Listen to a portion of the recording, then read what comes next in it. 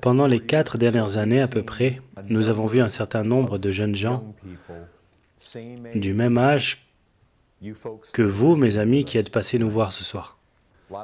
Beaucoup de gens sauvés et Dieu a fait des choses parmi vous. Vous savez, les 18, 30 ans à travers le pays, on dirait. Cela n'a pas été différent ici à San Antonio. Nous avons vu le Seigneur travailler. Une des choses qui est devenue évidente pour moi, c'est que certains de ces nouveaux convertis, certains de ces nouveaux chrétiens, ils sont tout d'un coup entrés dans un niveau de guerre spirituelle. Et je pense que quand ils ont été sauvés, tout d'abord, ils ne l'ont jamais anticipé. Et j'ai entendu des chrétiens expérimentés parler du fait qu'ils étaient entrés dans le royaume et qu'ils pensaient juste que ça allait être un remplissage éternel par l'esprit, la joie et une partie de plaisir. La vie chrétienne est une bataille. Et le texte principal qui nous a occupés pendant presque les 2 derniers mois vient de 1 Pierre, chapitre 2, verset 11. Je veux étudier ce texte pour commencer cette soirée. 1 Pierre, chapitre 2, verset 11.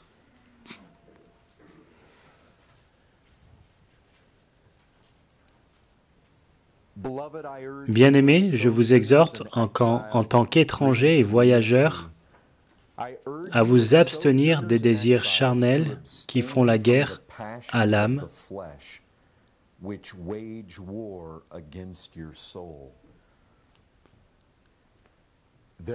il y a des passions de la chair qui font la guerre, c'est-à-dire que ce sont des passions qui cherchent à faire la guerre et à détruire votre âme. Nous avons parlé de l'orgueil, nous avons parlé de la mondanité, et ce soir nous allons commencer probablement 3 messages, celui-ci étant le premier sur le péché sexuel. Or, je vous dirai ceci, la vraie nature du sujet que je veux commencer à traiter ce soir, je ne connais pas le passé des visiteurs. Je sais ce que vous, les amis, êtes habitués à entendre, vous qui faites partie de l'Église.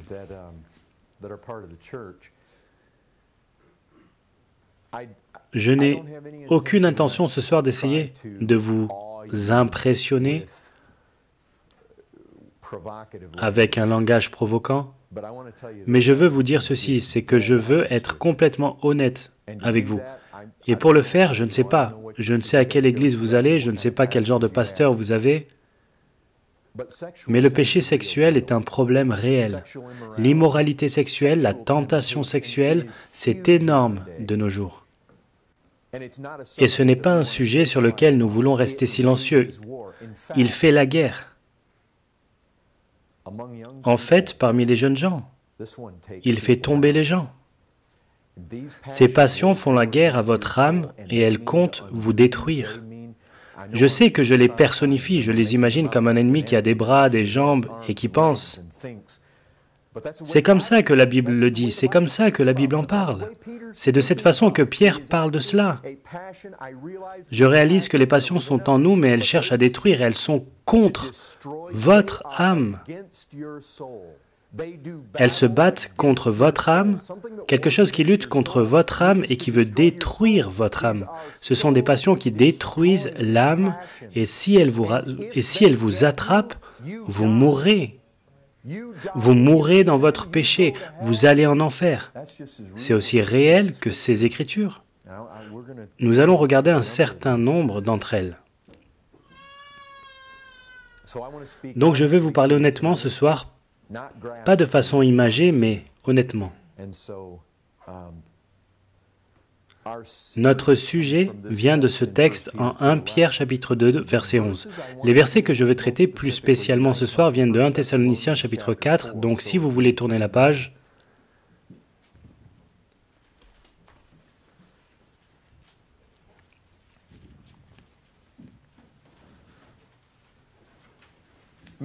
je veux simplement que ces versets nous parlent. 1 Thessaloniciens, chapitre 4. Je vais lire du verset 3 à 8. Ce que Dieu veut, c'est votre sanctification. C'est que vous vous absteniez de l'inconduite.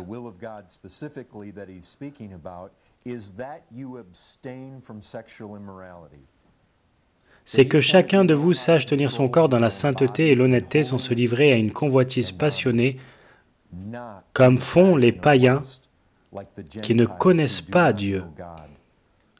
Que personne en affaire n'use envers son frère de fraude ou de cupidité. Le Seigneur fait justice de tout cela. Nous l'avons déjà dit et attesté, car Dieu ne nous a pas appelés à l'impureté, mais à la sanctification. Ainsi, celui qui rejette ses préceptes ne rejette pas un homme, mais Dieu qui vous a aussi donné son Saint-Esprit. Or, vous pouvez le voir, les mots dont je veux parler ce soir se trouvent juste ici, au début du verset 5. Sans se livrer à une convoitise passionnée, comme font les païens qui ne connaissent pas Dieu. La convoitise passionnée, Pierre dit, « Les passions de la chair nous font la guerre ». C'est une de ces passions de la chair, la convoitise passionnée. Juste ces versets, 3 à 8. Je veux que vous m'aidiez à définir ce qu'est la convoitise passionnée. Qu'est-ce que la convoitise passionnée basée sur ces versets? Dites-moi, comme nous cherchons à établir une définition, vous me dites ce qui est vrai de la convoitise passionnée basée sur ces versets. La convoitise. Qu'est-ce qui est vrai sur la convoitise sexuelle, la convoitise passionnée basée sur ce que Paul dit ici? Que dit-il aux Thessaloniciens? Qu'est-ce qui est vrai si nous cherchons une définition? Incontrôlé, c'est une chose. Regardez, il place la convoitise passionnée dont il accuse les païens d'en être coupables au-delà de tout contrôle. Donc, c'est perdre le contrôle d'une manière sexuelle. À la base, dans le contrôle, il y a l'idée de se garder enchaîné, de se contraindre, d'éviter de s'écarter du chemin. En fait, il utilise le mot transgresser. Transgresser signifie dépasser. Il y a une frontière ici, le contrôle me garde dans cette frontière, je perds le contrôle, je sors de cette frontière. Qu'est-ce que cela nous dit d'autre? Que vous ne connaissez pas Dieu. Vous ne connaissez pas Dieu. Laissez-moi vous dire, ce monde devenu fou de sexe, c'est une des caractéristiques principales du monde perdu. C'est une preuve que vous ne connaissez pas Dieu. Maintenant, écoutez, si cela vous surprend, ça ne devrait pas si vous connaissez votre Bible. Paul dit en 1 Corinthiens chapitre 6, verset 9, il dit « Ne vous y trompez pas ». Et la première chose dont il parle, ce sont les fornicateurs, les adultères, les dépravés, les homosexuels, les mauvais. Ils n'hériteront pas le royaume des cieux. Vous savez pourquoi il dit « Ne vous y trompez pas » ? Nous avons des personnes spirituelles qui courent après le royaume et qui pensent « Je vais à l'église, j'ai une Bible ». Tout le temps, la Bible qu'ils ont leur dit « Si tu es impliqué dans l'immoralité sexuelle, tu n'hériteras pas le royaume des cieux ». Qu'est-ce que ça nous dit d'autre de vrai au sujet de la convoitise passionnée? Elle est hors de contrôle. Elle méprise Dieu, c'est un mépris de Dieu. Puis-je vous dire quel est le vrai problème? Ceux qui s'adonnent à la convoitise passionnée n'ont aucune considération pour Dieu. En gros, c'est ça. Quoi d'autre est vrai ici? Le Seigneur fera justice. Quoi d'autre? User de fraude envers son frère. Définitivement un péché contre les autres. Laissez-moi vous dire deux mots que personne n'a encore donnés. Sainteté et honneur. Et la convoitise passionnée est le contraire des deux. Honneur.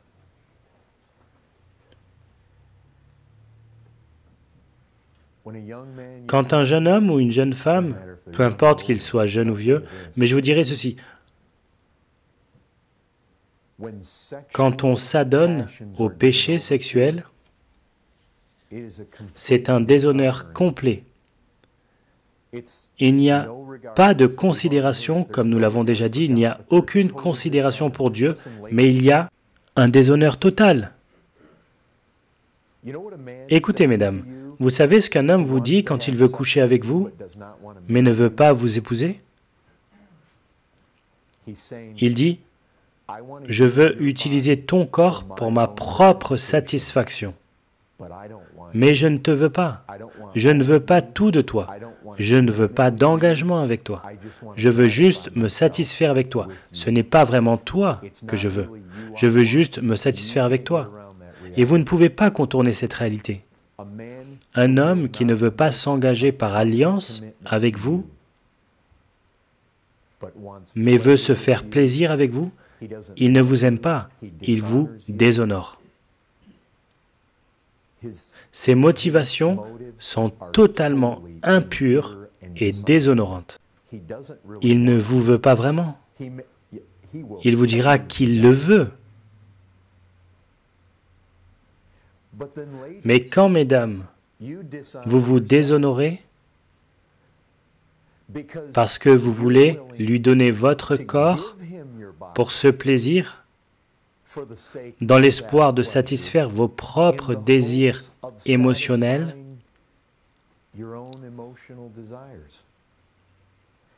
votre propre désir d'être aimé, votre propre désir d'affection, et vous ne faites que rabaisser la valeur de la chose. Et la chose est qu'il vous dira tout ce qu'il pense que vous voulez entendre pour vous amener là où vous allez vouloir le faire. C'est totalement déshonorant. C'est totalement l'opposé de la sainteté. La sainteté, c'est un peuple mis à part. C'est Dieu mettant un peuple à part, Jésus mettant à part un peuple. Un peuple à lui qui est consacré au bien et aux bonnes œuvres, à la pureté, à être mis à part pour lui. Donc c'est déshonorant, c'est du mépris envers Dieu. Je vous dis, c'est juste ça. Les gens qui cèdent à leur convoitise sexuelle, ils méprisent totalement Dieu. Et vous savez, il y a une idée tellement répandue. Le Seigneur sait que je l'aime. Ou le Seigneur sait que nous sommes amoureux. Le Seigneur sait que nous voulons nous marier. N'avez-vous jamais lu Éphésiens chapitre 5 ou Colossiens chapitre 3? Il est dit que pour ces choses, la colère de Dieu arrive. Ce n'est pas une chose qui lui plaît. Il conçoit le mariage comme étant une image de son Fils et de la relation de son Fils avec l'Église. Et quand vous le souillez, c'est une chose telle que cela va amener sa colère et qu'il vous détruira. C'est pourquoi Paul dit qu'il est un vengeur. Que veut dire vengeur? Ça signifie qu'il va apporter le châtiment. Il n'apprécie pas vraiment ça. Il ne dit pas « Oh bien, je comprends, mesdames, que vous cherchez de l'affection, ou je comprends, messieurs, que vous, les gars, ayez besoin de cela. » Ce n'est pas ce qu'il dit. C'est un manque de contrôle, c'est du mépris envers Dieu, c'est un déshonneur de nos corps. Mes frères, c'est une chose sérieuse. C'est une chose sérieuse et je vais vous dire ceci. Ce n'est pas juste un acte. Maintenant, écoutez-moi très bien. Et je veux tous que vous m'écoutiez. Parce que ce que je vais dire, certains d'entre vous vont sans aucun doute mal le comprendre et mal l'interpréter. Mais je veux vous montrer que ce que je dis vient directement de la Bible.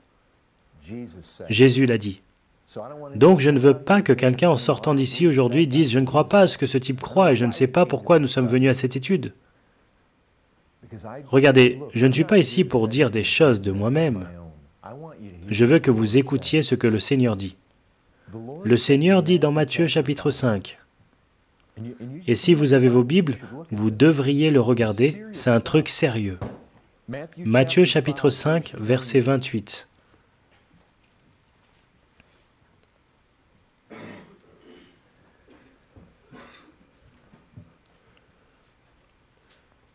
Vous voyez mes frères, quand je dis que c'est du mépris envers Dieu, et Paul dit que les gens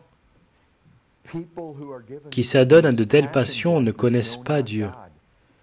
Il ne dit pas simplement, vous voyez, les païens ne connaissent pas Dieu et ceci caractérise leur vie et donc en faisant la même chose, vous agissez comme eux. Il dit que si vous le faites et êtes adonné à ces passions, vous êtes l'un d'entre eux. C'est pourquoi il dit que Dieu est un vengeur. Il vient pour vous. C'est grave. Et Jésus a dit, ce n'est pas seulement l'acte. Maintenant, écoutez ça. Matthieu 5, verset 28. Mais moi je vous dis, quiconque regarde une femme pour la convoiter a déjà commis l'adultère avec elle dans son cœur. Ok. Alors quoi? Tout le monde le fait. Je parle à tous ceux qui se disent chrétiens autour de moi et je sais qu'ils luttent contre ça. Et donc nous luttons tous contre ça. Après tout, ô misérable homme que je suis. Et les choses que je veux faire, je ne les fais pas et je ne peux pas les faire. Et le malin ne veut pas que je les fasse. Et je regarde autour et je vois tous ces amis autour de moi, ils luttent contre la même chose, alors certainement ce doit être normal pour chacun d'entre nous. N'avez-vous jamais lu ce que Jésus a dit? Il y en a peu qui le trouvent. Le chemin large et le chemin religieux. Le fait de vous asseoir dans une église où vous avez un groupe d'autres personnes qui chutent et tombent à cause du même problème, cela ne vous gardera pas en sécurité. Vous êtes sauvés seulement quand vous êtes dans une catégorie de gens dont Jésus dit qu'ils seront sauvés. Et Jésus ne dit pas que si c'est vrai dans votre vie, vous êtes sauvés. Écoutez, le nombre n'apporte pas la sécurité. La vérité apporte la sécurité. Ce que Dieu dit dans sa parole, c'est que là où vous êtes, vous irez facilement en enfer avec la foule si vous pensez que le nombre apporte la sécurité. Jésus a dit, beaucoup vont me dire en ce jour, Seigneur, Seigneur, et il va dire, je ne vous ai jamais connu. Donc n'ayez pas confiance dans le nombre quand Jésus lui-même dit beaucoup. La foule, mes amis, en ce jour va découvrir que Jésus ne l'a jamais connu. Écoutez, laissez-moi vous dire ceci. Où vous en êtes avec les passions sexuelles a littéralement tout à voir avec le fait de savoir si votre christianisme est vrai ou pas. Jésus dit que vous avez commis l'adultère dans votre cœur si vous avez seulement eu des pensées sensuelles, des intentions sensuelles. Maintenant, écoutez ce qu'il dit juste après. Il parle d'un homme utilisant ses yeux pour regarder une femme et la convoiter. Et alors, il dit immédiatement, « Si ton œil droit est pour toi une occasion de chute, arrache-le et jette-le loin de toi. Car il est avantageux pour toi qu'un seul de tes membres périsse et que ton corps entier ne soit pas jeté dans la géhenne. » Laissez-moi vous dire ce que Jésus dit, et vous ne pouvez pas tordre cette phrase pour qu'elle signifie autre chose. Si vous êtes impliqué dans le péché sexuel, la pornographie sur Internet, l'immoralité sexuelle illicite, Jésus dit que vous le coupez ou vous irez en enfer. C'est la vie et la mort. Vous dites, attends une seconde, quoi? Je pensais que nous étions sauvés par la foi. Oh, vous feriez mieux de croire que vous l'êtes. Mais si ta foi est une foi qui ne produit pas le christianisme qui coupe une main, arrache un œil, coupe un pied, alors ce n'est pas une foi qui te sauvera. Pas question, certainement pas. C'est ce que Jésus dit dans tout ça. Écoutez ça. Si ton œil droit est pour toi une occasion de chute, arrache-le et jette-le loin de toi, car il est avantageux pour toi qu'un seul de tes membres périsse et que ton corps entier ne soit pas jeté dans la géhenne. Si ta main droite est pour toi une occasion de chute, coupe-la et jette-la loin de toi. Et bien sûr, il parle ici de façon imagée. Il dit que la chose dans votre vie qui est une occasion de chute pour vous, Vous devez vous en débarrasser, l'abandonner, vous repentir, la couper, peu importe à quel point c'est radical. Vous devez vous en débarrasser. Et si votre foi n'en est pas capable, ce n'est pas une foi qui va vous sauver. Écoutez, n'avez-vous jamais lu Jacques dit que les démons croient, mais ils ne sont pas sauvés. La foi qui ne produit pas et ne bataille pas à fond contre l'immoralité sexuelle est une foi qui ne vous sauvera pas. Et je tiens ça de l'autorité de la parole de Dieu.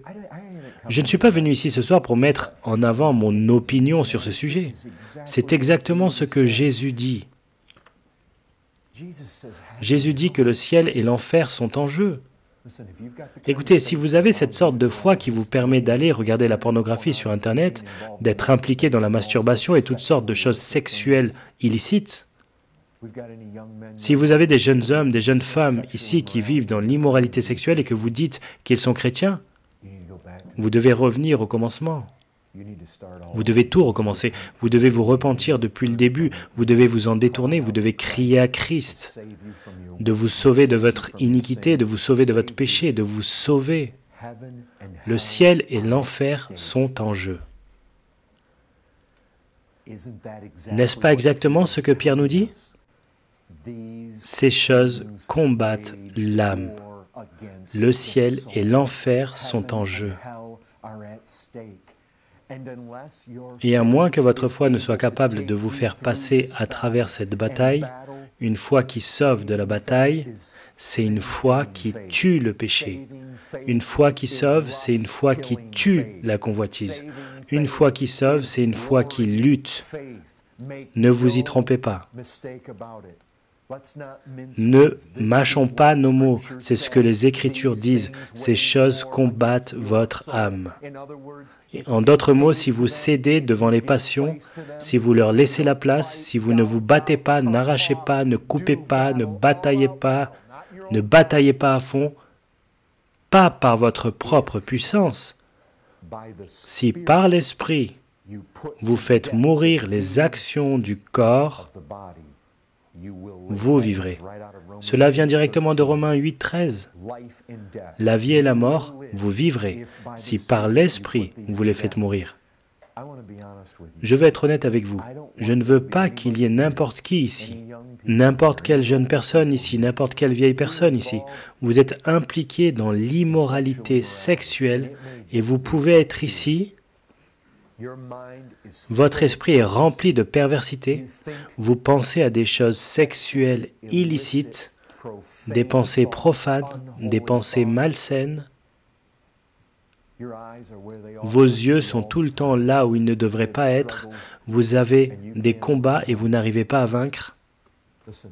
Écoutez, Paul a dit ceci, Romains chapitre 6, verset 14.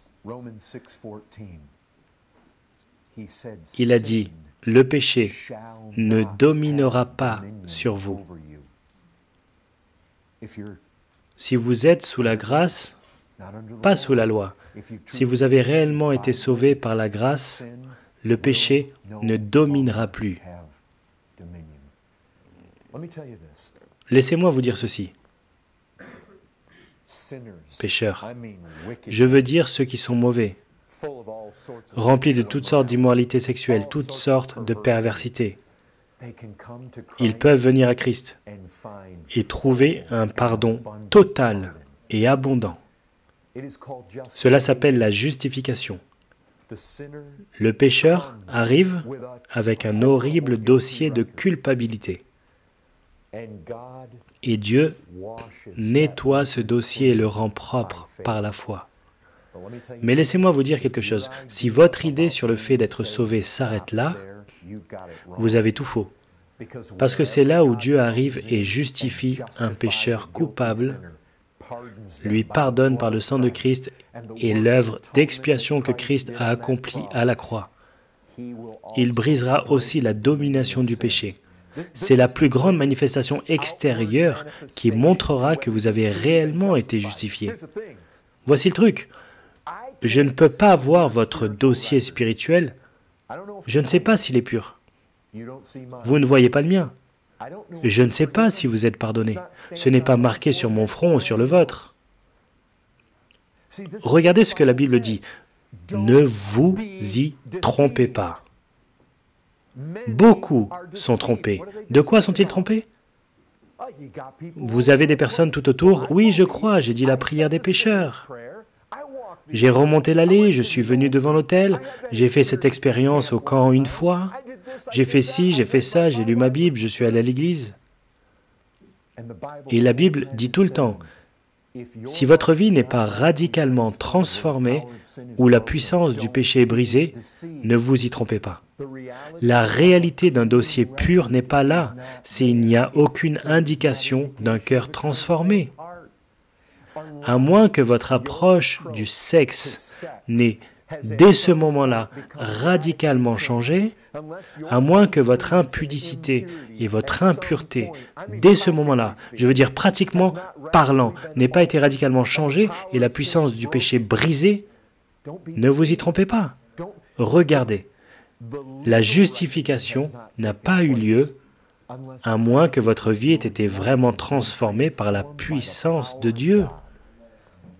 C'est tellement évident dans les Écritures. Écoutez ceci, Romains 8,13 dit ceci. Si vous vivez selon la chair, vous mourrez. Vous dites, qu'est-ce que cela signifie de vivre selon la chair? Dans Galates 5, verset 19, Paul dit, « Les œuvres de la chair sont évidentes. » Quelle est la première de la liste? L'immoralité sexuelle. Quelle est la deuxième? L'impureté. La troisième? La débauche. Les trois premières touchent directement au cœur du problème. Et il dit ceci. Si vous vivez selon ces œuvres, vous mourrez. Mais quelqu'un va venir et dire, oui, mais j'ai été sauvé par la foi. Que dites-vous maintenant? Si je tombe dans ce péché sexuel, je perds mon salut? Non, ce n'est pas du tout ce que je dis. Je dis que votre salut n'a jamais été réel depuis le début. Je dis qu'il n'était pas vrai. Je dis que quoi que vous pensiez, ce n'était pas un salut biblique. Écoutez, beaucoup de personnes viendront à Jésus au jour du jugement et diront, « Seigneur, Seigneur, n'avons-nous pas fait ceci, n'avons-nous pas fait cela ?» Alors il dira, « Je ne vous ai jamais connu, vous qui commettez des iniquités. » Vous voyez que si la puissance de l'iniquité n'a jamais été brisée dans votre vie, c'est le plus grand témoignage que Jésus ne vous a jamais connu. Si vous vivez selon la chair, vous mourrez. Mais si c'est par l'Esprit, oh, pas par votre propre force, mais par la puissance de la croix, la puissance de l'Esprit de Dieu provoquée par la foi en Christ. Si c'est par cette sorte de puissance de transformation surnaturelle, de régénération, de passage de la mort à la vie, si par cette puissance vous mettez à mort ces choses, écoutez, je ne dis pas ceci. Je ne dis pas que cela arrive le premier jour où vous avez réellement cru, qu'il n'y a jamais de lutte, jamais de tentation et jamais de bataille. Écoutez, quand il est dit que les passions vous font la guerre, ça signifie que du premier jour jusqu'au dernier sur cette terre, vous vous battez à fond contre elles. Vous arrachez, vous tuez, vous combattez, vous mettez à mort par la puissance de l'Esprit. C'est une bataille à fond. Regardez, certaines personnes comprennent de travers et elles disent « Oh, alors quand vous devenez chrétien, en fait, le péché ne domine plus. » En d'autres mots, tout s'est arrêté. Non, quand il dit qu'il ne domine plus, il dit qu'il ne dominera plus. Il ne dit pas qu'il ne vous fera pas la guerre. Il dit qu'il ne dominera plus. Et vous devez vous battre pour tout ce qui est important par la puissance de l'Esprit. Non, ce sera jusqu'au bout. Tomberons-nous? Il y aura des jours où nous tomberons, mais c'est la guerre. Et vous gagnerez du terrain. Vous pouvez tomber sur le champ de bataille et vous pouvez chuter, Mais vous allez entrer sur le terrain, vous allez avancer, vous allez progresser. Ce péché ne peut pas vous dominer, vous avancerez. Il n'y a pas d'autre chose que la foi qui sauve, la vraie foi, la foi donnée par Dieu, qui emmène à la foi céleste et qui ne fasse la guerre à la convoitise passionnée. Écoutez, dans la puissance de la croix, il y a la puissance de vaincre. Et oui, ce n'est pas une bataille sans espoir. Mais si vous êtes dans les chaînes, vous n'avez jamais été capable de les briser. Peu importe ce qui s'est passé, vous êtes un esclave. Les esclaves du péché ne sont pas les esclaves de Christ. Criez au Seigneur pendant qu'il peut encore être trouvé. Il y a une puissance là, il y a une puissance qui tue le péché pour être guéri. Mes amis, ce que je dis, c'est ceci. Cette bataille n'est pas en option. Il y a beaucoup de personnes aujourd'hui qui en fait pensent ceci. Et tout ce que j'ai à faire, c'est de croire et c'est bon. Et quant à ma sanctification, eh bien, c'est en option. Vous savez que plus je fais du bien, plus grande sera ma récompense. Mais après tout, j'ai été sauvé par la foi. Donc oui, je continue à coucher avec mon petit ami, mais vous ne pouvez pas me juger. Ne juge pas si tu ne veux pas être jugé. Oh non, Jésus peut te juger. Et Dieu est le vengeur, et il tirera vengeance de vous. Et quand il dit que ceux qui sont adonnés à ces convoitises passionnées ne connaissent pas Dieu, quand Jésus dit « Il est avantageux pour toi de t'arracher un œil plutôt que de finir dans la géhenne », ils peuvent dire ça. Ils sont bien placés pour en juger. Et c'est exactement ce qu'ils disent. Vous ne voulez pas jouer franc jeu? Vous ne voulez pas jouer franc jeu. Cette bataille n'est pas en option. Écoutez, notez-le. Il n'existe aucune foi qui sauve de la colère de Dieu si elle ne vous sauve pas de la puissance de l'immoralité sexuelle. Notez-le. L'immoralité sexuelle ne connaît pas Dieu. Écoutez. Écoutez-moi très attentivement ici, parce que c'est le cœur du problème. L'immoralité sexuelle ne connaît pas Dieu. C'est ce que Paul dit ici dans 1 Thessaloniciens 4, n'est-ce pas? Vous avez vu ça, les gars?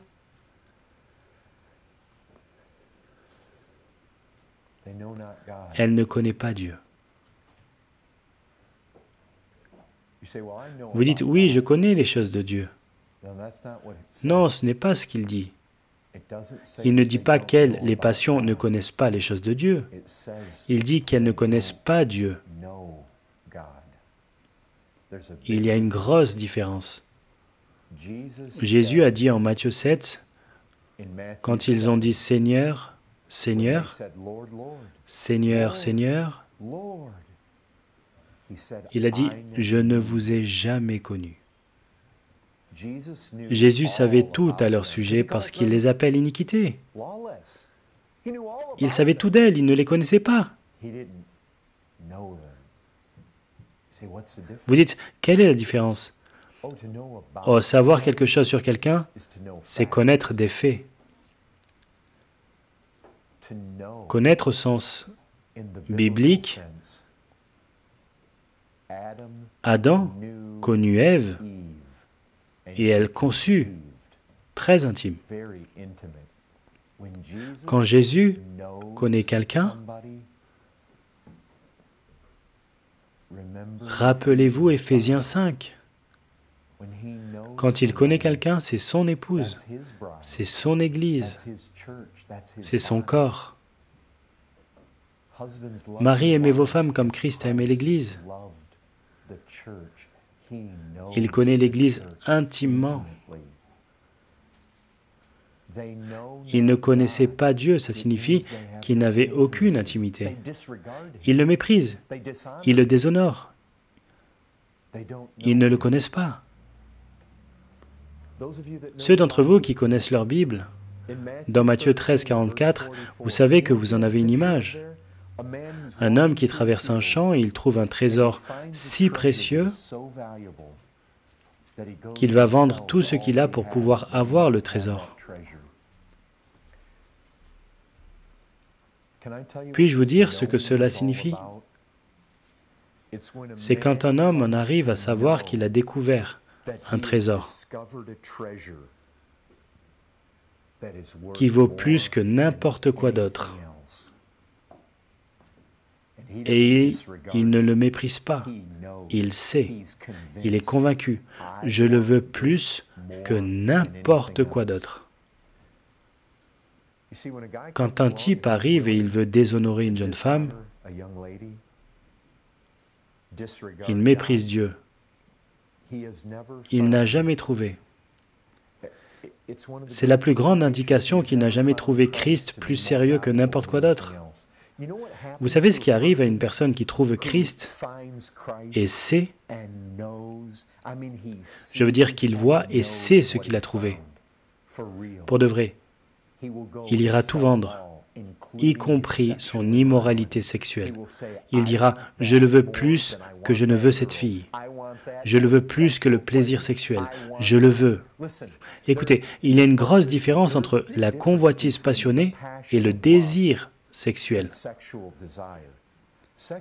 Le désir sexuel canalisé dans le lit conjugal est honorable. Nous parlons de ce qui est immoral. Et un homme mettra de côté tout ce qui méprise Christ quand il trouvera Christ plus beau.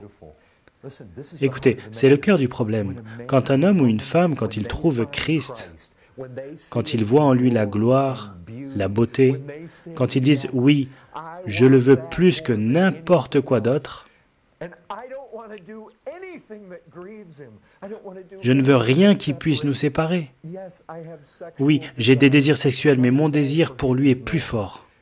Et alors, je vais garder le contrôle. Seigneur, aide-moi à garder le contrôle. Je ne veux pas te déshonorer et je ne veux rien faire qui puisse briser ma communion avec toi. J'ai trouvé que tout en toi est admirable et mon cœur te veut. Il te désire ardemment. Il t'appelle. Je veux encore plus suivre Dieu. Je veux te trouver. Je veux te rencontrer. Je veux vivre ma vie pour toi. Je veux. Tu es mon tout. Et je veux tout vendre pour t'avoir. Quand il dit « ils ne connaissent pas Dieu », cela signifie qu'ils ne sont jamais allés jusque-là. Si votre christianisme ne vous a pas fait tomber amoureux de Jésus-Christ,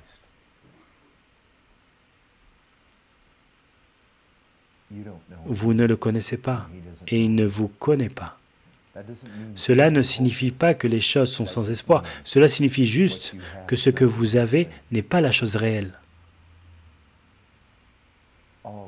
Quand un homme trouve que Christ est le trésor de tous les trésors, il ne tiendra à rien d'autre. Écoutez,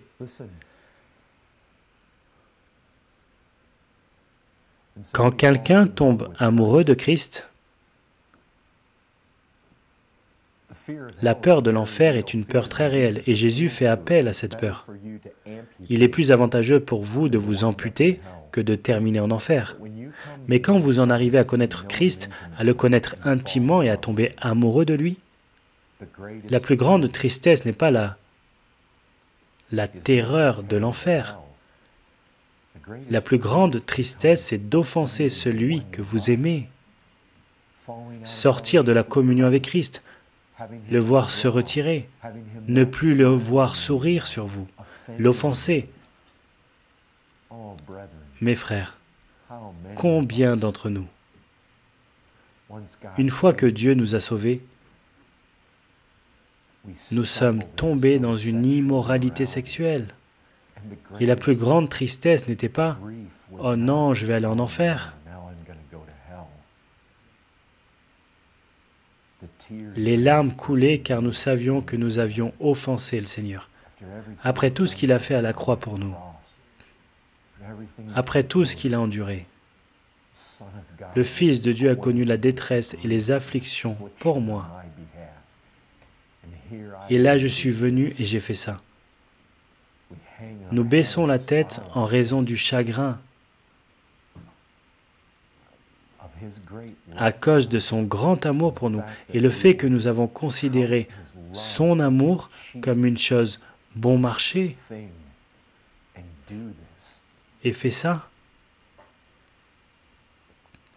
Oh, si vous connaissez Christ, je veux dire, si vous connaissez profondément Christ, vous connaissez Dieu, vous aimez Dieu, vous avez trouvé la gloire de Dieu qui brille sur le visage de Jésus-Christ. Et vous ne l'avez regardé qu'une fois et vous avez dit, oui, oui, c'est ce que je veux. Ce n'est pas un petit problème d'être assis devant un ordinateur et de se masturber devant la pornographie. C'est difficile pour un homme de faire ça quand il réfléchit. Comment pourrais-je aller dans ma chambre ce soir et communier avec Christ? Il ne sera pas là après ce que j'ai fait.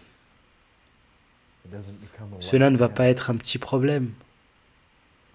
Je vous dis que c'est un problème réel. Et si la foi ne produit pas ça, ça ne vaut pas le coup de l'avoir. Cela n'en vaut pas le coup. C'est une bataille à fond. Une bataille à fond à cause de celui que nous aimons. Une bataille à fond. Parce que nous ne méprisons plus Dieu, nous avons de la considération pour lui. Nous avons de la considération pour ses lois, nous avons de la considération pour la façon dont il nous a créés, nous avons de la considération pour le sexe, c'est bien. Dans les limites du lit conjugal. Et en dehors de ça, ça souille. Une perversion totale comme Dieu a dit que c'était.